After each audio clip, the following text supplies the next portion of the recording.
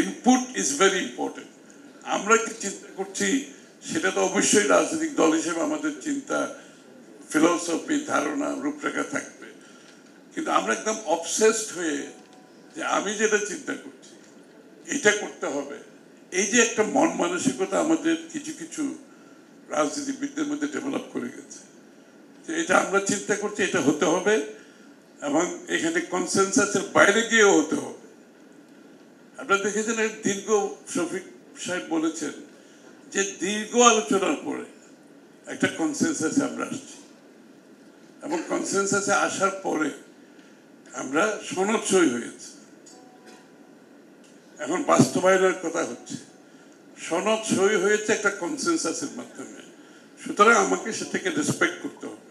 তার বাইরে আমার অনেক চিন্তা থাকতে পারে, এটার প্রতি আমাদের রেসপেক্ট থাকতে হবে যে আমি যেটা চিন্তা করছি না আরেকটি রাজনৈতিক দল চিন্তা করছে, তার প্রতি আমার সহনশীল হতে হবে, রেসপেক্টও থাকতে হবে। কিন্তু সেই রাজনৈতিক দলগুলোকে এটাও বিশ্বাস করতে হবে যতটুকু কনসেনসাস হয়েছে তার বাইরে গিয়ে আবার নতুন ইস্যু সৃষ্টি করলে এটা কিন্তু আপনি কিন্তু ঐক্যমতের প্রতি রেসপেক্ট দেখাচ্ছেন। বলা হচ্ছে বাস্তবায়নের ক্ষেত্রে আবার একটি আলোচনা আসছে। হ্যাঁ, থাকতেই পারে, আলোচনা হবে, কিন্তু বাস্তবায়নের ক্ষেত্রেও কনসেনসাস থাকতে হবে। বাস্তবায়নের ক্ষেত্রে যদি আমি মনে করি আমার মতো করে বাস্তবায়ন করব, আর অন্য দল যদি এখানে দ্বিমত পোষণ করে, সেটা আপনি জোর করতে পারবেন, সেটা আপনি চাপিয়ে দিতে পারেন না। এটা কিন্তু কোনো কনসেনসাসের এবং গণতান্ত্রিক প্রক্রিয়ার মধ্যে পড়ে না। আমাদের সমস্যা হচ্ছে শেখ হাসিনা 15, 16, 17 বছর এই দেশটা শাসন করে আমাদের মধ্যে একটা কেন জানি স্বৈরাচারিতার একটা মনোভাব চলে আসছে। আমরা মনে করি যে আমার দফা, আমার দাবি, আমার চিন্তা না থাকলে। শিয়া বাটার ও ভিটামিন ই সমৃদ্ধ লিলি বিউটি সোপ, তারুণ্যময় উজ্জ্বল ত্বকের জন্য। রিমার্ক। তাহলে কিন্তু আমাদের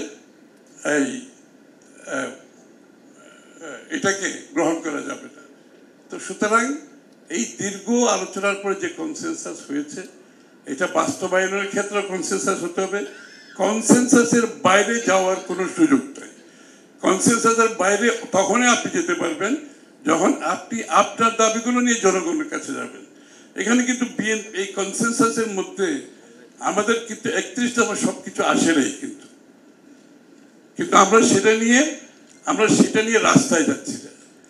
আমরা সেটা নিয়ে কোনো ধরনের একটা নিজেদের মধ্যে একটা ডিভিশন করার চেষ্টা করছি না। আমরা সেটা নিয়ে জনগণের কাছে যাব।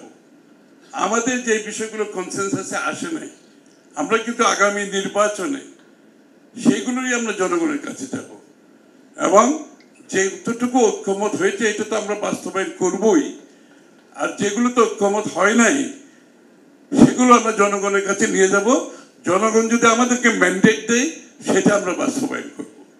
কিন্তু আমি এই মুহূর্তে ঢাকায় বসে কতগুলো রাজনৈতিক দল বসে আমরা বাংলাদেশের ভবিষ্যৎ নির্ধারণ করব, ভালো মন্দ নির্ধারণ করব, সেটা তো হতে পারে না। সেটা আপনি জনগণের মতামত নিতে হবে। যে জনগণের মালিকানার জন্য 17 বছর মানুষ ত্যাগ স্বীকার করছে, আপনি এখন মালিক নিজে হয়ে যাচ্ছেন কেন? মালিক তো জনগণ। এখন তো আমার মনে হচ্ছে আমরা কিছু কিছু রাজনীতিক নিজেরা মালিক হয়ে যেতে চাচ্ছি, যে আমরা এই সিদ্ধান্ত আমাদের এই কনসেনসাস অথবা কনসেনসাসের বাইরে গিয়েও জোর করে আদায় করার চেষ্টা করছি। এটা হচ্ছে 1 নাম্বার। ঐক্যমতের বাইরে যাওয়ার কোনো সুযোগ নাই। The chapter is closed.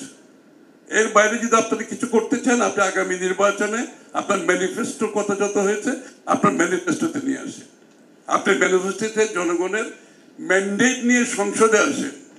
এইখানে অন্য দলের উপর চাপিয়ে দেওয়ার চেষ্টা করবেন না, দয়া করে। আপনার চিন্তা, আপনার ভাবনা অন্য দলের উপর চাপিয়ে দেওয়ার চেষ্টা করবেন।